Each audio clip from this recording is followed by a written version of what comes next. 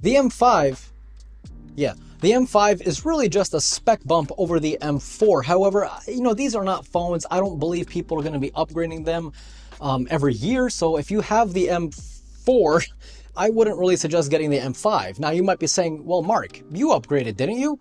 Yeah, because I'm stupid. So in today's video, I want to talk about what's new with the M5 iPad Pro 11-inch and if it's something that you might be interested in, especially if you're coming from an older device, because now you'll be getting a thinner chassis along with that beautiful tandem OLED display with crazy high HDR levels. In terms of design, well, you guys have seen it for yourself. It's pretty much the same, no visible differences. It's kind of like me after going to the gym for a week. Hey, what matters is on the inside. That's what mama told me. On the inside, you are now getting base 12 gigabytes of RAM compared to 8 gigabytes on the M4. And this, of course, that extra RAM is going to give you that better AI performance, but that depends on when Apple actually releases useful AI features, because as of now, I don't really notice any better AI performance. Now, that change of RAM is only going to make sense if you're getting the 256 or 512 gigabyte version, because that is what's upgraded to 12 gigs of RAM.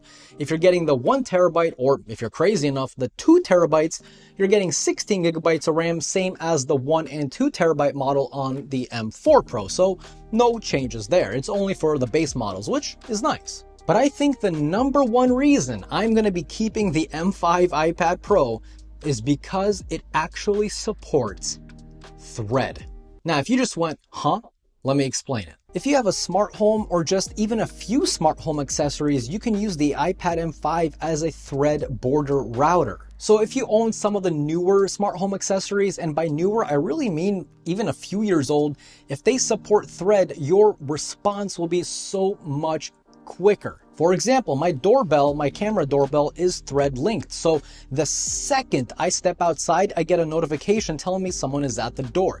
In a second, even less than a second. Whereas some of the older models without Thread, it'll take maybe 10 to 15 seconds to finally send you that notification. And also, even if your Wi-Fi is down, your Thread devices will still talk to each other. So if you have security cameras, they'll keep recording and send you notifications even without Wi-Fi. So the fact that this can act as a Thread border router, that's honestly actually shocking to me. Apple, good job. Now, as far as the displays of these two go, they're pretty much identical, but you can't really fix perfection. Again, that's what my mom tells me. Hey, if mom says it, it's true. You can't argue with that. That's a simple fact, okay?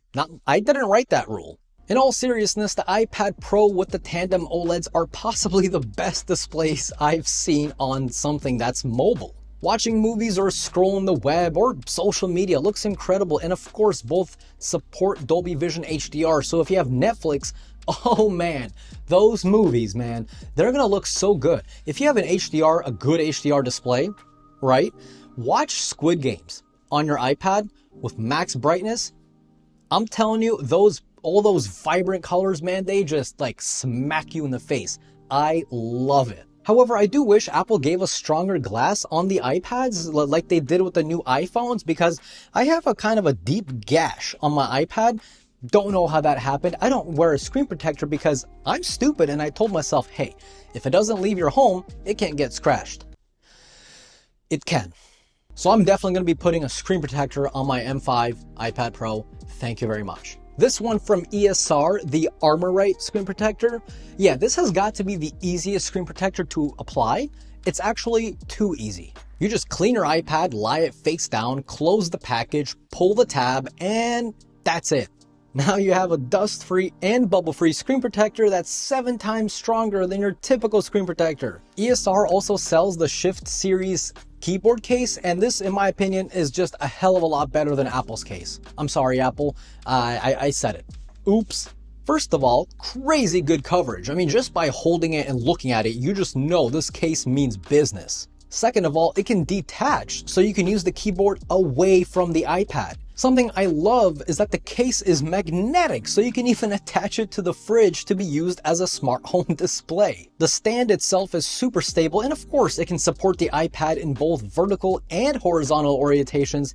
And on the back of the case, you do have this nice comfy little sleeve to fit ESR's Digital Pencil, which, by the way, works with Apple Find My. Adding it is super easy. Just open Find My, tap the plus, select other item, and that's it. Say hello to shortcuts, one press to go home and double press to open up the recent apps. The pen feels and writes pretty much identical to the Apple Pencil from my experience, so of course it also features palm rejection as well as tilt sensitivity. Anyway, if you guys are interested in any of these awesome accessories from ESR, they've been around for since the dinosaurs were on Earth, so they're pretty much trusted, okay? If you want, link down below in the video description. Now, the cameras on the iPad has stayed the same, and look, I totally get it. I've probably seen one person out in the wild that's using their iPad to take photos, because obviously your phone is like a million times better than the iPad. So the fact that they didn't really change it, I get it. I only use it for like document scanning and keeping records.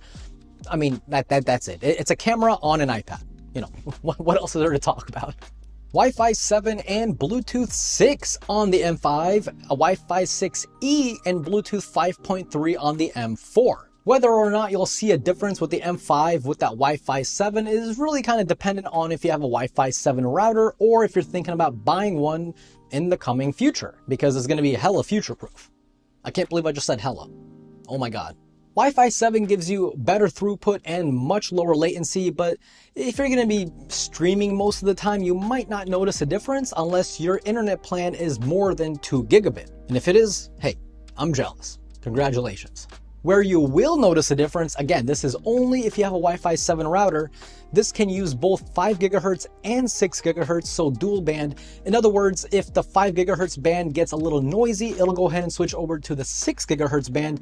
In other words, it'll get you better performance throughout the day, less loading times, less hangups, stuff like that. And the same is true with Bluetooth 6, so you'll get that added tracking. It can track you better and from a larger distance, as well as less latency. So for example, those people that buy kind of those cheap Bluetooth headphones, if you plug it into your iPad, you might notice a little bit of desync going on. You see the words on screen are not matching up to what you're hearing.